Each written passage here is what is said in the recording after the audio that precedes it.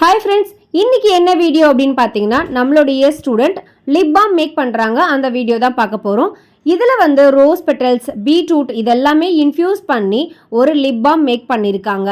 இந்த lip balm benefit என்னன்னு பார்த்தீங்கன்னா லிப்புக்கு நல்ல மாய்ஸ்சர் கொடுக்கும். அதே மாதிரி நேச்சுரலாகவே அந்த பிங்க் லிப்ஸ் உங்களுக்கு கிடைக்கும்.